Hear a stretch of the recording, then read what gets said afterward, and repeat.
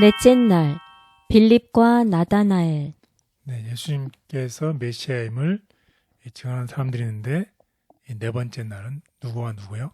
빌립과 나다나엘. 네, 빌립과 나다나엘의 이야기를 통해서 예수님께서 메시아 되심을 증언한 사람들입니다.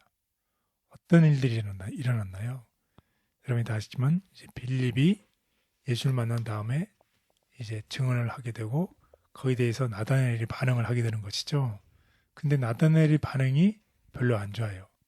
나다나엘이 이 나사렛이라는 얘기를 들었을 때 편견이 생겼죠. 편견이 생겨서 별로 가고 싶지 않은, 별로 이렇게 마음에 내키지 않았을 때에 그의 우정이 그로 하여금 예수님께 가게 했던 이야기. 그래서 예수님을 찾아간 나다나엘이 예수님을 메시아라고 증언한 이야기입니다. 그래서 우리도 때로는 이런 편견에 이제 처할 수가 있죠. 이런 편견 때문에 제대로 된 것을 보지 못하는 것이 되는 거죠. 그런데 빌립이 얘기했을 때 나다나엘이 이런 편견을 보였을 때 빌립이 했던 것은 어떤 고상한 철학적인 방법이나 신학적인 논정으로 대처한 게 아니라 뭐라고 했나요? 와 보라, come and see, 와서 보라. 친구한테 그냥 제안한 거죠. 논쟁하지 말고 와서 보라. 그랬을 때에 그가 그것을 받아들였던 이야기입니다. 와서 보라 했을 때 나다나엘이 그대로 따랐던 이야기. 그래서 그가 가서 예수님을 찾았던 이야기입니다. 이런 이야기를 우리 다 같이 성경을 통해서 알아보도록 하겠습니다. 요한복음 1장 43절에서 46절. 이튿날 예수께서 갈릴리로 나가려 하시다가 빌립을 만나 이르시되 나를 따르라 하시니 빌립은 안드레와 베드로와 한 동네 벳세다 사람이라. 빌립이 나다나엘을 찾아 이르되 모세가 율법에 기록하였고 여러 선지자가 기록한 그 일을 우리가 만났으니 요셉의 아들 나사렛 예수니라.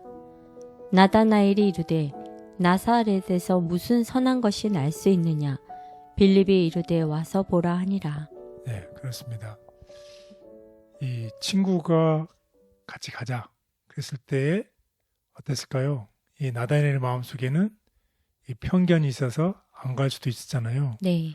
그런데 자기의 편견보다는 무엇이 더 컸다는 것인가요? 친구의 우정이 더 컸기 때문에 나의 편견을 물리치고 예수님을 보기 위해서 갔던 이야기입니다.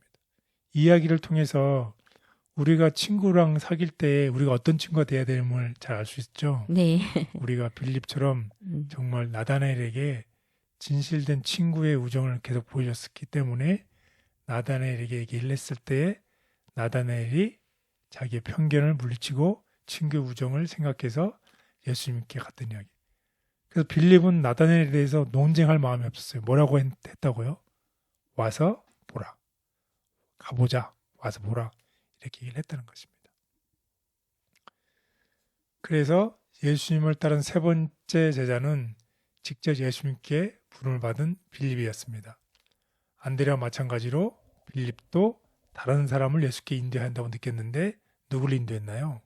바로 나다나엘이었죠. 그래서 예수님께 이 나다나엘을 이제 소개를 시켜줍니다. 그래서 빌립은 예수님을 메시아로 직접 지목하지 않고 뭐라고 얘기했냐면 모세와 선지자들이 예언한 분이라고 말하며 나다나엘, 곧 바돌로메죠. 바돌로메에게 스스로 결론을 내리도록 이렇게 했던 이야기입니다. 근데 나다나엘은 자기가 기대했던 메시아의 전인적 모습과 어떻게 맞지 않았어요. 네, 맞지 않았어요. 그래서 편견이 생겼어요. 내가 생각했던 메시아와 직접 봤던 메시아가 맞지 않아서 이 편견이 생겼던 이야기입니다. 이 이야기를 한번 성경을 통해서 알아보도록 하겠습니다. 요한복음 1장 47절에서 51절. 예수께서 나다나엘이 자기에게 오는 것을 보시고 그를 가리켜 이르시되 보라 이는 참으로 이스라엘 사람이라 그 속에 간사한 것이 없도다. 나다나엘이 이르되 어떻게 나를 아시나이까? 예수께서 대답하여 이르시되 빌립이 너를 부르기 전에 내가 무화과 나무 아래에 있을 때 보았노라. 나다나엘이 대답하되 라삐어 당신은 하나님의 아들이시요 당신은 이스라엘의 임금이로소이다. 예수께서 대답하여 이르시되 내가 너를 무화과 나무 아래 보았다 하므로 믿느냐? 이보다 더 큰 일을 보리라. 또 이르시되 진실로 진실로 너에게 이르노니 하늘이 열리고 하나님의 사자들이 인자 위에 오르락 내리락 하는 것을 보리라 하시니라. 네, 자기의 편견을 물리치고 친구의 우정을 더 큰 것으로 했기 때문에 예수님께 왔을 때 예수님께서 뭐라고 하셨다고요? 참 이스라엘 사람이다. 빌립이 너를 부르기 전에 내가 무화과 나무 아래 있던 것을 내가 보았다. 이렇게 예수님께서 말씀하시죠. 무화과 나무 아래에서 무엇을 했을까요? 나다나엘이. 기도했나요? 네, 그렇습니다. 자기의 간절한 기도를 하나님께 무화과 나무 아래에서 기도를 했던 것입니다. 그런데 예수님께서 나를 보자마자 내가 무화과 나무 아래에서 내가 하나님께 기도했던 것을 내가 아노라고 말씀했을 때 더 이상 이제 이 자기의 편견이 사라지는 이야기입니다. 그래서 나사렛 출신인데 그곳은 평판이 안 좋은 마을이었죠. 그래서 빌립은 이것을 논쟁하지 않고 그것은 이론적인 문제가 아니었고 그래서 직접 와서 보라고 얘기를 한 이야기입니다. 나다나엘의 무화과 나무 아래에서 요한이 예언한 그리스도의 만남을 위해서 무엇했다고요? 기도했다는 것입니다. 우리도 어떻게 해야 되겠습니까? 우리도 기도하면 예수님을 만난다는 것입니다.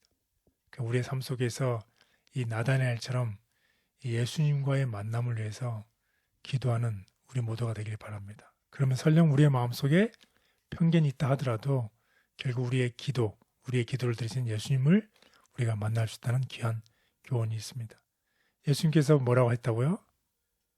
내가 너를 보았다. 내가 너의 기도를 들었다. 내가 너의 슬픔과 모든 아픔을 내가 다 안다고 얘기를 하신다는 것입니다.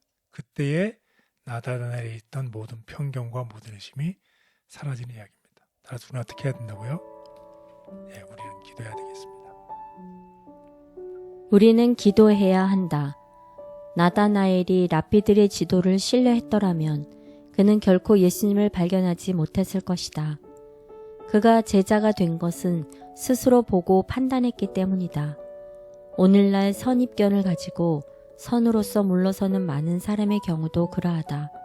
만일 그들이 와 보면 그 결과는 얼마나 달라질 것인가. 인간적인 권위의 지도를 신뢰하는 한 아무도 진리에 구원하는 지식을 얻지 못할 것이다. 우리는 나다나엘처럼 하나님의 말씀을 스스로 연구하고 성령님의 깨우쳐 주심을 위하여 기도해야 한다. 무화과 나무 아래 있던 나다나엘을 보신 분은 은밀한 곳에서 기도하고 있는 우리도 보실 것이다.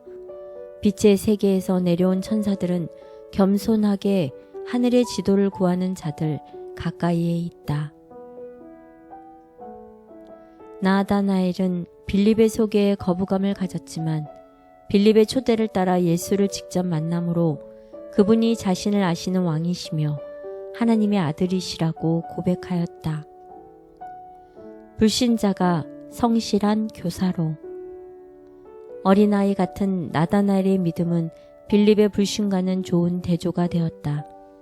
그는 열렬한 기질을 가진 사람으로서 그의 믿음은 보이지 않은 실제들을 붙들었다.